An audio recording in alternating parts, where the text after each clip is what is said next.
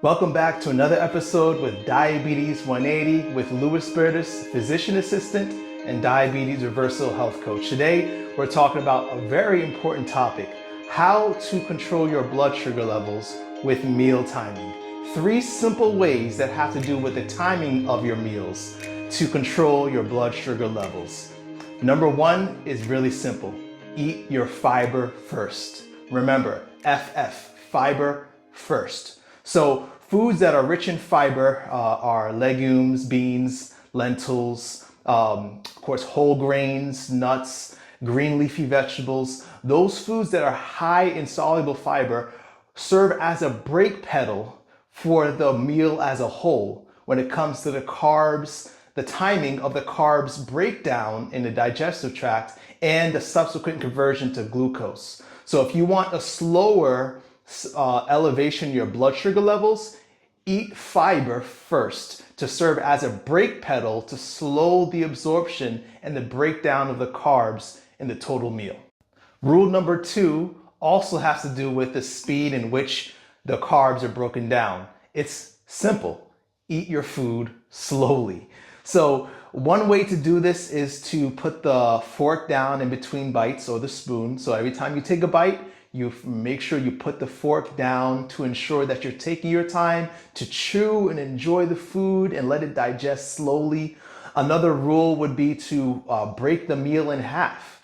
So if you can't remember to keep the fork down, then just eat until you get to the halfway point of your meal and then take a break. Take a 10 to 15 minute break and then go to the second half of finish the second half of the meal. So eating your food slowly is going to allow for a slow trickling of glucose into the blood so that you are less likely to have an extreme spike after a meal. So eat your meal slowly, either by putting the fork down in between each bite or breaking the meal in half and waiting 15 minutes between first half and second half. The third simple rule to make sure you're maximizing blood sugar control with meal timing is a little harder, but it is a simple principle to remember. Don't eat late at night.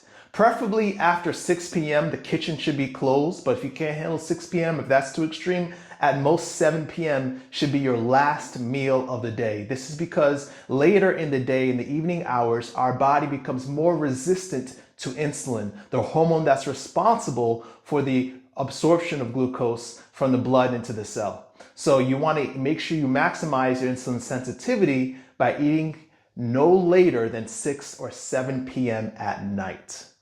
And for a bonus, you can call it the 4th principle or rule when it comes to meal timing, is to practice the heating and cooling method.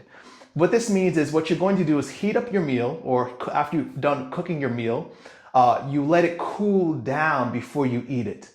You're even allowed to heat it up again, but when you cool it down first, you're allowing what's called resistant starch to develop in that carb-rich meal. Hopefully these 4 principles are something you could practice even today and start experiencing better blood sugar controls throughout the whole day.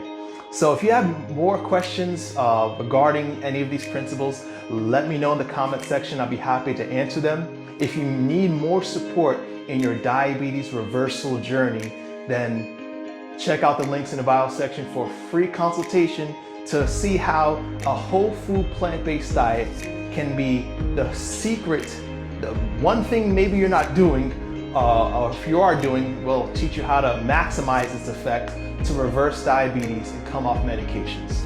So as always, beloved, I pray above all things that you may prosper and be in good health, even as your soul prospers. See you next week.